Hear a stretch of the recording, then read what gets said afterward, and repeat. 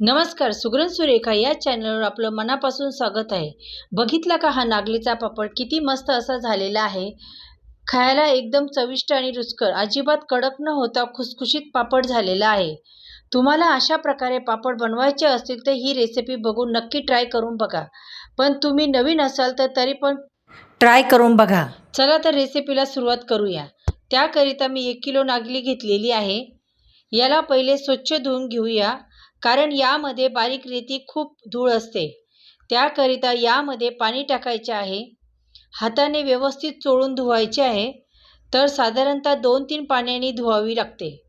तर बघा, ही 2-3 वेळेस स्वच्छ धुवून घेतलेली आहे. आता नागलीमध्ये भरपूर पाणी टाकायचे आहे आणि ही नागली झाकून ठेवून रात्रभर भिजवून ठेवूया. तर मी ही नागली रात्रभर भिजवून दिली. अशा पद्धतीने तर बघा, अशा पद्धतीने आम आलेली आहे. ती पहिले स्वच्छ करून घेऊया. यामधले संपूर्ण पाणी काढून टाकले. आता पुन्हा एकदा चांगले पाणी टाकले.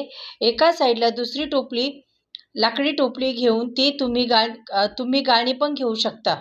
त्यावरती एक पातळ कपडा ठेवला. आता ही नागली अशा पद्धतीने घोळून घोळून काढायची. अशी ही वरवरची नागली हातात घ्यायची, कारण खाली रेती राहते. त्यामुळे बघा, तुम्हाला तळाला बारीक खडे दिसत आहे बघा. तर त्यासाठी छान मस्त घोळून घोळून घेत यावरची नागली ही काढली. ही नागली मी ह्याच कपड्यामध्ये व्यवस्थित गुंडाळून बांधून ठेवणार आहे. 10 ते 12 तास यामुळे छान असे मोड येतात. जर तुम्हाला नागलीला मोड आणायचे नसतील तर तुम्ही अशाच पद्धतीचे नागली वाळवून तुम्ही दळून आणू शकतात. पण मी याला मोड आणणार आहे. 10 ते 12 तास झालेले आहे. तर बघा, नागलीला काय मस्त असे मोड आलेले आहे. यामुळे खाण्याकरता जास्त पौष्टिक पापड तयार होतात आणि ही नागली सावलीतच 1 ते 2 तासासाठी करिता वाळवून घ्यायची आहे. जास्त वाळवायची पण नाहीये, थोडीशी सॉफ्ट राहील इतकी पाहिजे, इतपतच वाळवायची आहे. तर बघा, ते 2-3 तासानंतर छान अशी वाळली गेलेली आहे. दाताखाली चावली तर थोडीशी सॉफ्ट लागते आहे. ही अजिबात ओलसर देखील नाहीये. या स्वरूपाची नागली सुकवून घ्यायची आहे. नंतर तुम्ही चक्कीमधून दळून आणायचे आहे. तर बघा, हे नागलीचं पीठ मी चक्कीमधून दळून आणलेलं आहे. अशा पद्धतीने पीठ तयार झालेलं आहे. हे पीठ एका कपड्याने वस्त्रगाळ करून घेणार आहे, म्हणजे यातील जे बारीक पीठ आहे ते या खाली पडेल आणि जो कोंडा वरती राहील तो अशा पद्धतीने पीठ वस्त्रगाळ करून घ्यायचे आहे. वस्त्रगाळ केल्यानंतर भरपूर सारा कोंडा शिल्लक राहतो. तो तुम्ही थोडासा तांदूळ टाकून पुन्हा एकदा कोंडा तांदूळ मिक्स करून दळून आणू शकता. त्याचे देखील पापड बनवू शकता, कारण कोंडा भरपूर पौष्टिक आहे. तर आता हे सेम पद्धतीने हे पीठ मी वस्त्रगाळ करून घेते आहे.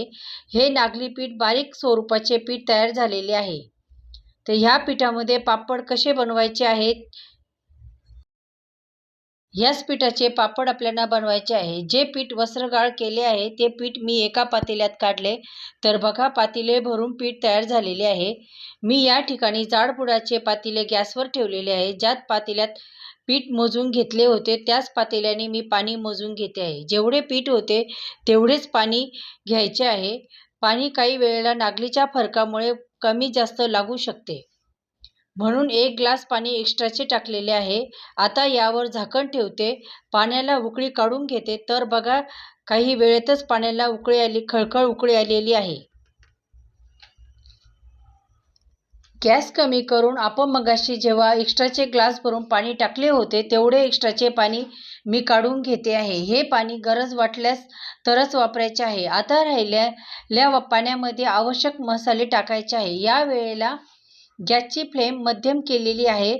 आता यामध्ये मसाले टाकूया. त्यामध्ये मी घेतले आहे 1 चमचा पांढरे तीळ, 1 चमचा जाडसर कुटलेले जिरे, 1 चमचा जाडसर कुटलेली बडीशोप, थोडासा हिंग, 1 चमचा जाडसर कुटलेला ओवा, 1 चमचा पापड खार, 1 चमचा मीठ. संपूर्ण साहित्य या पाण्यात टाकलेले आहे. पुन्हा एकदा पाण्याला उकळी काढूया. तर बघा, पाण्याला छान अशी उकळी आलेली आहे, कारण ऑलरेडी पाणी गरम होते. आता लगेचच नागलीचे पीठ टाकायचे. अशाच पद्धतीने सर्व पसरून घेतलेले आहे.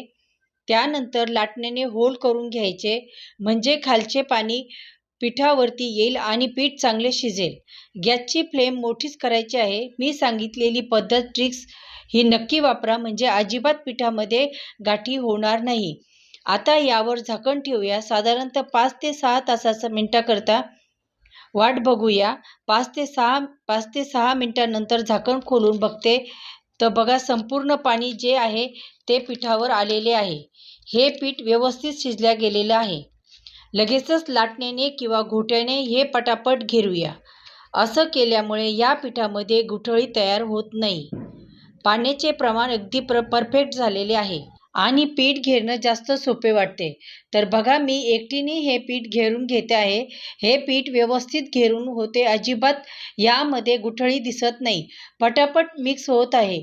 तर काही वेळाने नंतर यामध्ये कोरडं पीठसुद्धा शिल्लक दिसत नाही आहे. संपूर्ण पीठ शिजल्या गेलेलं आहे. आता थोडासा ओल्या पाण्यात हात बुडवून घ्यायचा आहे आणि लाटण्याला जेवढं काही एक्स्ट्राचे पीठ लागलेले आहे ते काढून यामध्ये टाकायचे आहे. आता मी सुती नॅपकिन घेतला आहे, जो की पाण्यामध्ये बुडवून घट्ट असा पिळून घेतलेला होता. तो मी यावर टाकते, कारण संपूर्ण पीठ वाफवले जाते आणि हे पीठ देखील करपत नाही. आता पुन्हा एकदा झाकण ठेवूया. 7 मिनिटाकरिता वाफ काढून घेऊया. 7 मिनिटानंतर झाकण खोलून बघते तर आता रुमाल काढून घ्यायचा आणि उलटण्याने थोडंसं पीठ खालीवर करून घ्यायचे, म्हणजे हे पीठ खाली चिटकणार नाही. तर बघा, हे पीठ किती मऊ लुसलुशीत आणि आपलं पीठ शिजल्या गेलेलं आहे. पुन्हा एकदा सेम पद्धतीने रुमाल 5 ते 6 मिनिटासाठी वाफ देऊन घ्यायची आहे. या वेळेला गॅसची फ्लेम कमी करायची आहे. पुन्हा झाकण ठेवून दणदणीत वाफ द्यायची आहे. अगदी परफेक्ट असं आपलं पीठ झालं पाहिजे. तर झाकण खोलून बघते तर एकदम परफेक्ट आपलं असं पीठ झालेलं आहे. वाफवलं केलेलं आहे. खमंग असा वास येतो आहे. आता लगेचच पापड बनवायला घेऊया. आता या एका प्लास्टिकच्या पिशवीला तेल लावून घ्यायचे. तर हे पीठ पिशवीमध्ये मळून घ्यायचे आहे. तेल लावल्यामुळे पिशवीला चिटकणार नाही. तर ही पिशवीमध्ये थोडे पीठ घ्यायचे. एकदम एवढे पीठ घ्यायचे नाही, व्यवस्थित मळून घ्यायचे आहे. बाकीचे पीठ मी झाकून ठेवते आहे.